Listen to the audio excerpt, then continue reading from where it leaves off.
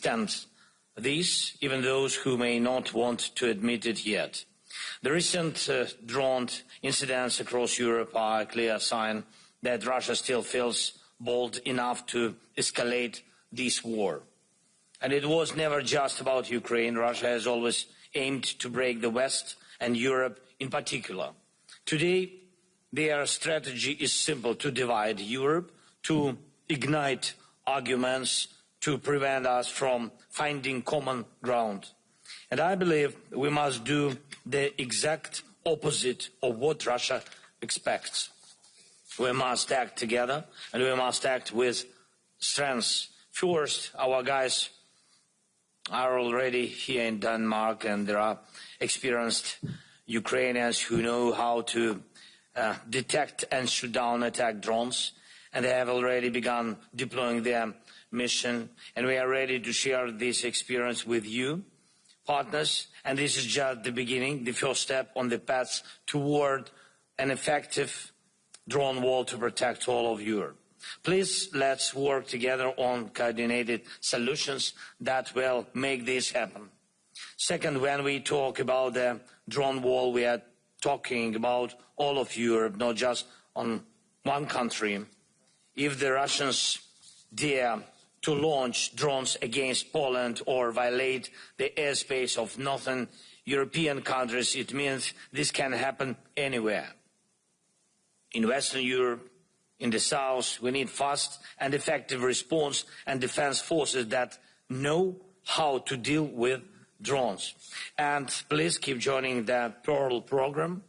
It really helps our defense. Some countries are already part of it, thank you, and it's very important that others join too. This program supports not only us, but also strengthens ties between Europe and the United States of America.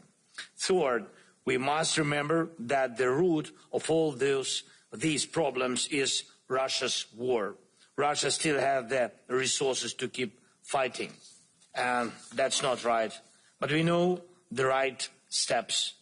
A 19th package of sanctions against Russia for the war is urgently needed. We also need to seriously think how to truly down Russia's entire oil trade infrastructure, because that's what fuels their war machine. Right now, we are seeing that even tankers already under sanctions are still being used by Russia. That has to stop.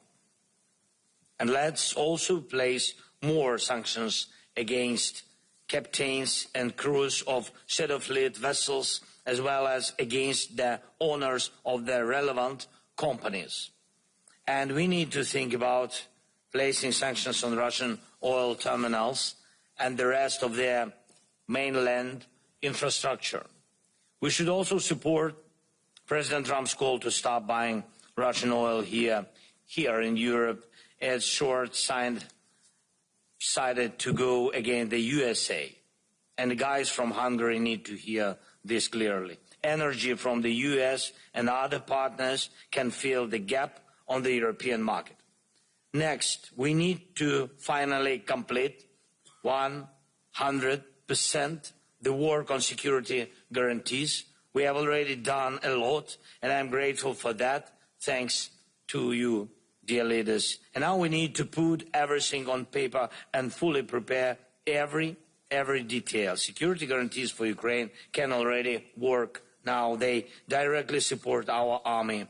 But overall, every nation in Europe deserves real security guarantees. The model of the security guarantees that works for us will work for you too. And we propose to eventually expand all effective models to others. And finally, I want to congratulate, as speakers before me, I want to congratulate Maya Sandu on the victory. Maya, my congratulations in Moldova's parliamentary elections. These were very, very important elections. Europe has won.